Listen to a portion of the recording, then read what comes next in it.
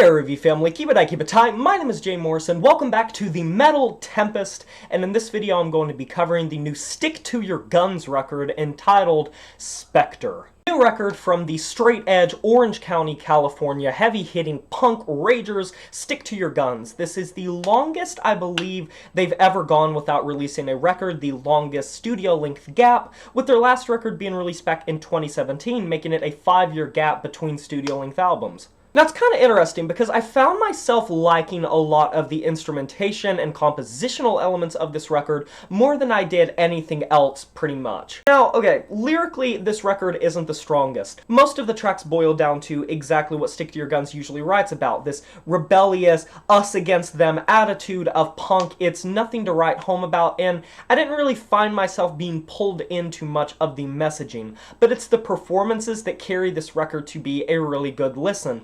The production is extremely well produced. It reminds me a lot of Kurt Ballou of Converge. He has produced, like, at this point, hundreds of, like, heavy metal records. If you know him, you know that his mixes are monstrous. They sound like bestial, with a very large emphasis on loudness and distortion. That's pretty much what this record feels like as they cycle between these very surprisingly catchy hooks and these hard-hitting verses with chugging riffs and percussion that is like these buildings, these skyscrapers. Jesse Barnett sounds like a war monster on this record. His vocals are equal parts throaty but also extremely grunterial, and just a ton of rage and a ton of ferocity coming through, filter through the vocals, and it kind of boosts the lyrics up because while the lyrics are very status quo by their standards and by punk standards, it's that unbridled anger that makes the message feel like more important and more urgent and like rushed in a way. Going from Weapon to Who Dares Wins all the way to the track Liberate,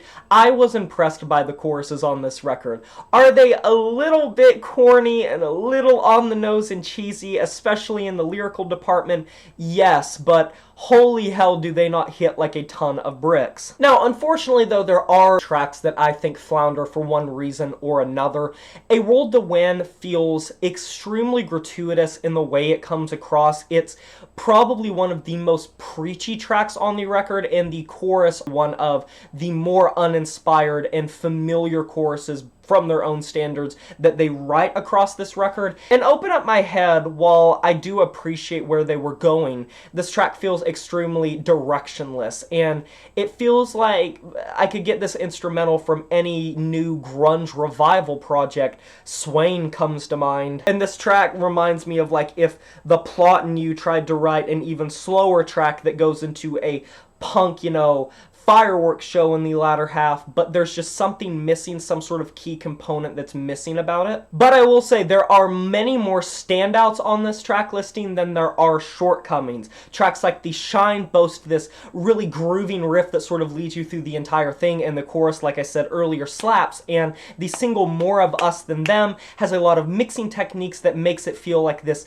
theatrical display, this story, in only 3 minutes of material, barely 3 minutes of the material, definitely feels like you're progressing through an entire tale. To harken back to what I just said about the track The Shine, it's like this metalcore beatdown track, and I love how they blend the sort of metalcore beatdown, heavy hardcore, metallic breakdowns of metalcore, specifically 2000s punk-inspired metalcore. I'm not talking about your Killswitch Engages, I'm not talking about your As I Lay Dyings, much more like Converge and especially Hatebreed, which, if I remember correctly, that is a big inspiration for these guys. And yeah, even though they come from where they come from, this has like the New England area metalcore and punk scene of the late 90s and early 2000s written all over it. And most of the time it pans out in a pretty flashy way. There are a couple tracks that just are okay, but by no means are they necessarily bad. It's just for the rest of the quality of the record, I think they do fall short. Overall, it's a very consistent record with a lot of hard-hitting punk tracks, and